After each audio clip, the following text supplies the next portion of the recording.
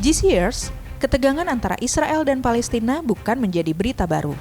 Persoalan yang pemicunya soal agama sering menjadi akar konflik Israel-Palestina. Muslim sering merasa dizolimi oleh pihak Israel saat mereka beribadah. Sebaliknya, Israel yang sebagian warganya penganut agama Yahudi merasa tempat-tempat sucinya dikuasai Muslim di sana.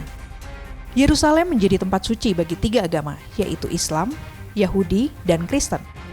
Mayoritas Yahudi sedang merindukan pembangunan Bait Suci ketiga atau tempat suci terbaru di Yerusalem. Kaum Yahudi mengklaim punya cukup bukti untuk menopang keyakinan mereka. Tradisi Yahudi mengatakan bahwa tempat ini adalah tempat di mana Tuhan menciptakan Adam dari debu yang ada di sana. Dan di wilayah Masjid Al-Aqsa itu diyakini menjadi tempat Bait Suci atau dalam bahasa Ibrani Beit Hamikdash berdiri. Bait Suci atau Beit Hamikdash yang pertama dibangun oleh Raja Salomo sebagai pengganti kemah suci yang didirikan oleh Musa. Pendirian Bait Suci membutuhkan waktu 7 tahun.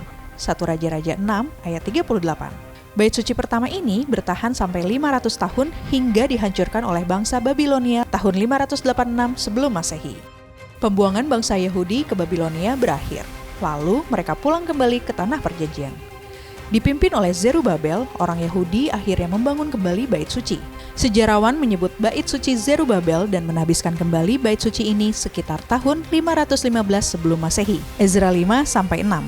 Bait itu akhirnya berdiri hingga sekitar tahun 20 sebelum Masehi. Bangsa Yahudi mempercayai lokasi Masjid Al-Aqsa itu berada di sebuah dataran tinggi. Oleh orang Yahudi disebut Gunung Moria.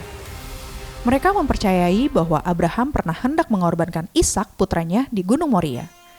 Kini, di lokasi tempat pengorbanan Ishak itu terdapat bangunan yang dikenal sebagai Dome of Rock atau dalam bahasa Arab, Kubah Sakrah.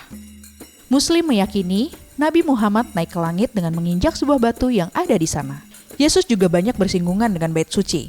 Bahkan saat Yesus masih berumur 12 tahun, ia sudah berdiskusi dengan para tua-tua di Bait Suci.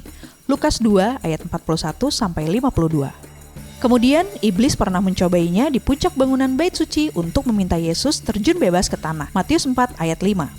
Tapi, pernyataan paling kontroversial tentang Bait Suci adalah dia menantang orang meruntuhkan Bait Suci dan dia bisa membangunnya dalam 3 hari. Yohanes 2 ayat 19-22. Dalam hal ini, Yesus sedang mengukuhkan diri bahwa Bait Suci itu adalah dirinya.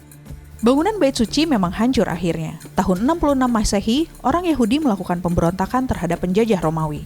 4 tahun kemudian, pada tanggal 4 Agustus 70 Masehi, pasukan Romawi di bawah pimpinan Jenderal Titus memadamkan pemberontakan itu dan ia menghancurkan Bait Suci di Yerusalem.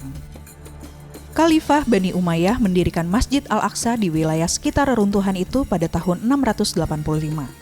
Ketika Perang Salib terjadi, salah satu kesatuan bernama Ksatria Templar berhasil menduduki tempat itu tahun 1119.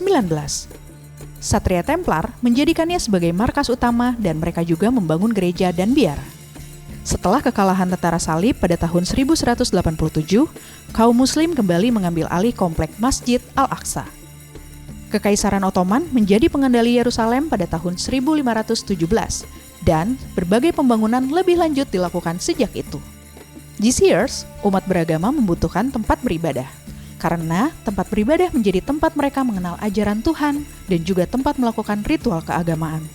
Bahkan, banyak umat beragama meyakini bahwa rumah ibadah adalah tempat suci di mana Tuhan hadir dan bertemu dengan umatnya.